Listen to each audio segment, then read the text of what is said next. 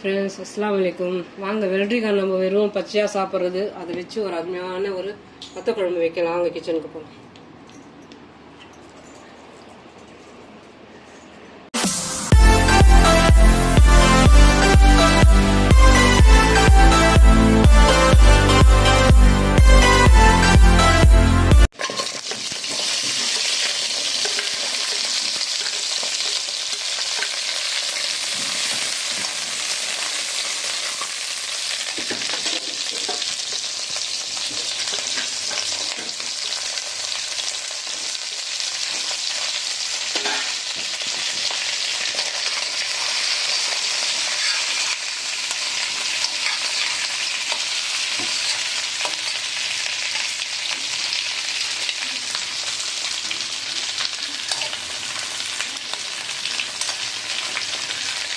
ரெண்டு பொடி சின்ன வெங்காயம், 3 தக்காளி, ஒரு முழு பூண்டு,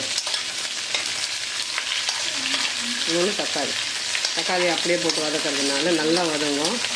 கட் பண்ணால் இந்த ஈரத்தன்மை வந்துடும். இது அப்படியே போட்டு வதக்கிறதுனால நல்லா வதங்கும். அதுக்கப்புறம் நம்ம கட் பண்ணிக்கலாம்.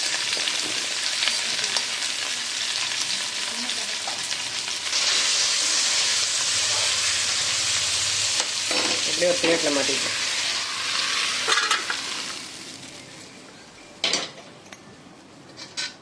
பேன் காற்றுல ஆறட்டும். ஆறிட்டு பிற்பாடு ஜாரில் போட்டு வெங்காயமும் பூண்டு ஃபஸ்ட்டு, அதுக்கப்புறம் தக்காளி அடிச்சு எடுத்துக்கலாம். ஒரு 4 ஸ்பூன் கடலை எண்ணெய், கொஞ்சம் எண்ணெய் எக்ஸ்ட்ராவே போட்டுக்கலாம், ஒன்றும் பிரச்சனை இல்லை.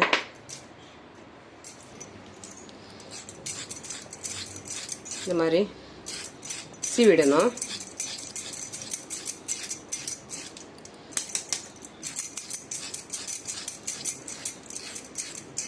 ஜாஸ்தி அழுத்தி சீவக்கூடாது,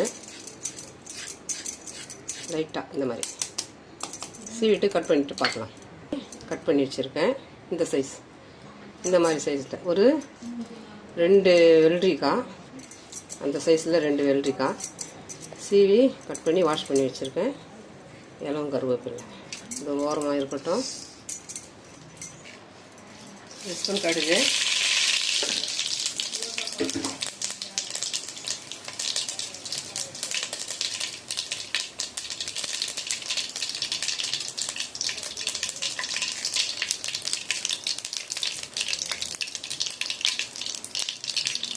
எல்லாம் கருவேப்பிலை,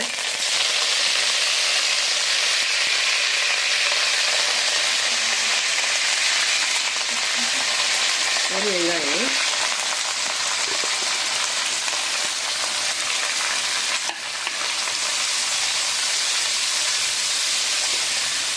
வெங்காயம் போட்டதும் ஒரு பெரிய ஸ்பூன் காஷ்மீரி தூள்,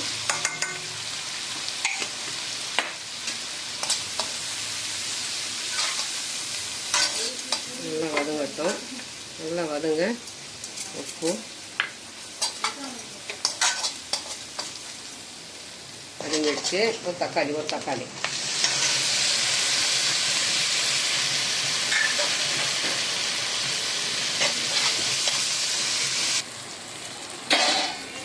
அலசி வச்சேன் வெள்ளரி,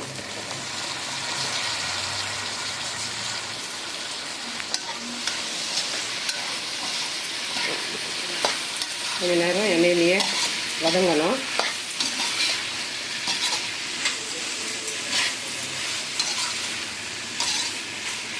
நல்லா வதங்கட்டும். வதங்கி நல்லா ஆவி வரணும்.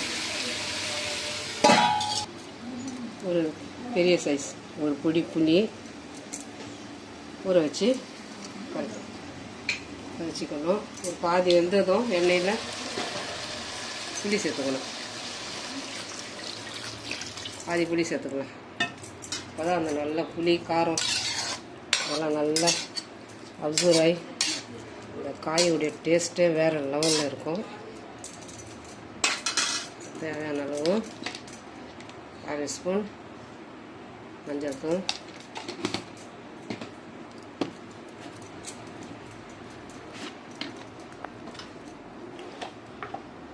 வீட்டு மிளகா தனியா தூள் 1 2, ஏன்னா ஏற்கனவே நம்ம காஷ்மீரி தூள் போட்டிருக்கோம் இல்லையா,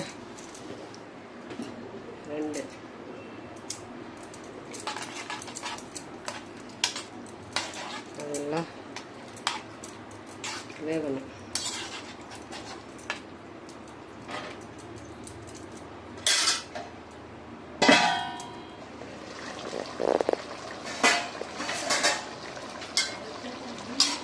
நல்லா இந்த மாதிரி ஒரு கொதி வரணும்.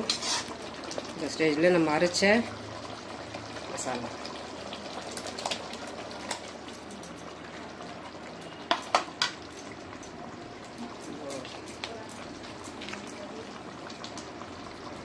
வத்த குழம்பு பவுடர். இந்த மீன் குழம்பு வத்த குழம்புக்கெல்லாம் ஒரு பவுடர் ஆச்சு இல்லையா, பீச் சைடு மீன் குழம்புக்கு பவுட்ரு ஒன்று ஆச்சு இல்லையா, அந்த பவுட்ரு ஒரு 3 ஸ்பூன் நல்லா கிரேவியாக இருக்கும் சேர்த்துக்கலாம். மீதி புளி கரைச்சல் தேவையான அளவு கிரேவி வச்சுக்கலாம்.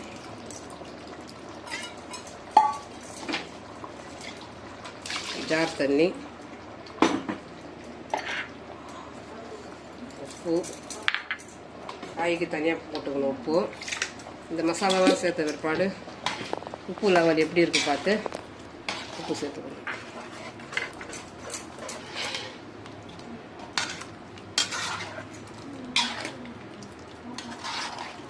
எந்த அளவுக்கு வெள்ளரி வேகுதோ, வெள்ளரி கொஞ்சம் பொறுமையாக தான் வேகும். நல்லா வேக வச்சா அந்த உருளைக்கிழங்கு மெத்தடில் வந்துடும். நல்லா வேகணும். எல்லாத்தையும் சேர்த்துட்ட பிற்பாடு நல்லா அது வெந்துச்சுன்னா அந்த கரெக்டான ஒரு கன்சிஸ்டன்சி. தேவையான அளவு நம்ம கிரேவி வச்சுக்கலாம். இப்போ நல்லா கொதிக்கட்டும்.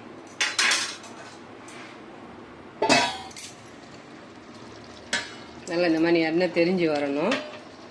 இந்த ஸ்டேஜில் 2 ஸ்பூன் நல்லெண்ணெய், நல்லா கொஞ்சம் மணமாக இருக்கும். நல்லெண்ணெய் சேர்த்ததும் கேஸ் ஆஃப் பண்ணிடுவோம்.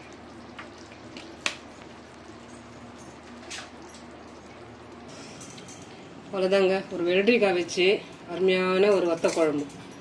இந்த வெள்ளரி வந்து நல்லா நம்ம சுரக்காய் இருக்குது இல்லையா, சுரக்காய் மெத்தடில் இருக்குது. அதே சமயம் வெள்ளரி நல்லா ஒரு நீர் சத்து நிறைந்தது.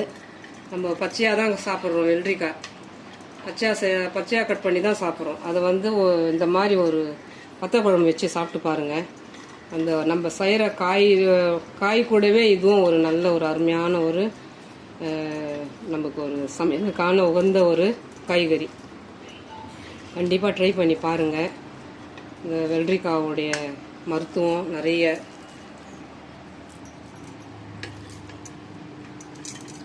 அருமையாக இருக்குது.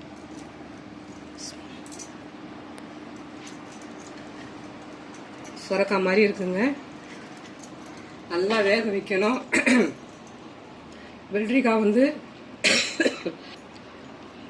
வெள்ளரி வந்து அப்படியே சாப்பிடும்போது அது சாஃப்டாக இருக்குது.